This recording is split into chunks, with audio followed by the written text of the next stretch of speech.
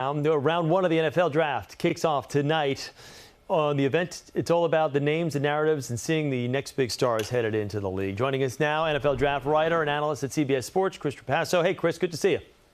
Hey, thanks for having me today. All right, so let's talk about these first rounds. So we know some of the first round picks here. A lot of these teams need these guys to be on the field, ready to go right away. Who, in your estimation, let's talk about like the first 5, 6 picks here, can make an immediate impact for a team as a rookie?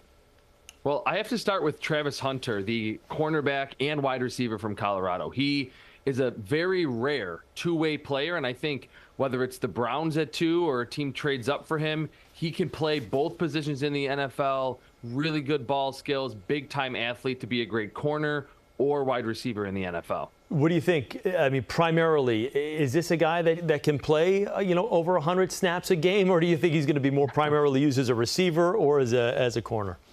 Well, if he's picked by the Browns, their general manager has said the entire pre-draft process that they view Travis Hunter as a wide receiver. I don't know about 100 snaps across 17 games for an entire NFL season. That would be a lot on his body, but he did it at Colorado. He played a few games over 100 snaps, so the conditioning is there with Travis Hunter, too. Incredible. Let's talk about his teammate at Colorado. Shador Sanders, arguably the first or second best quarterback in this draft, depending on who you listen to.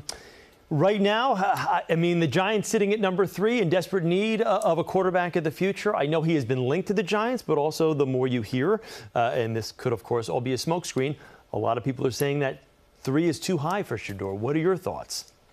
So I think he's a good quarterback prospect. I don't think he would traditionally be picked inside the top 3. But you're right, the Giants need a quarterback, and that position can change a franchise unlike any other. So it feels like it's more of the off-field character concerns with Shador Sanders, coupled with the fact that he doesn't quite have his dad's athleticism. Got it. So what off-the-field stuff are we actually talking about with him, though? Because that's been floated out there a lot, too. And it seems a little bit unfair with what he's done from Jackson State to Colorado. He's taken programs that didn't have a whole lot around him, per se, from an offensive line standpoint. But this guy is, he's done very well, and he's really had no missteps off the field. No, he hasn't, and he was super accurate. He actually finished his college career with the highest completion percentage in NCAA history across his career.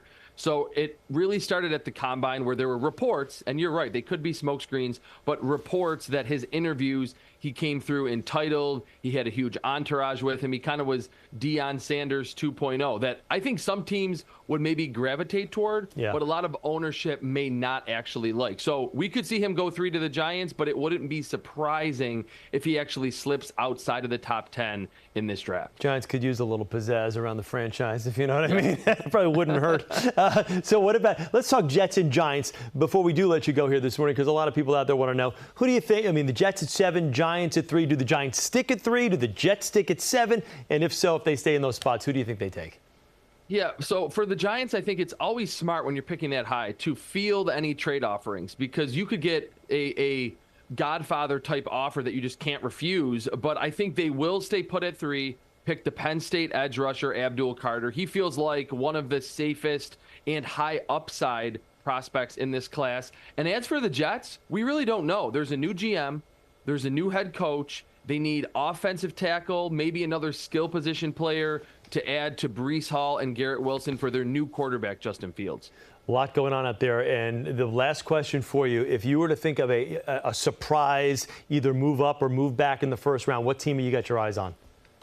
I'm going to stick with the Giants. This is going to be a Giants-themed interview. I think after they picked Abdul Carter at 3, Joe Schoen, their GM, and Brian Daboll, their head coach, will move back from the top of the second round back into the first round to pick someone. Maybe that's when they pick Shador Sanders, or keep an eye on Jackson Dart, the quarterback from Mississippi.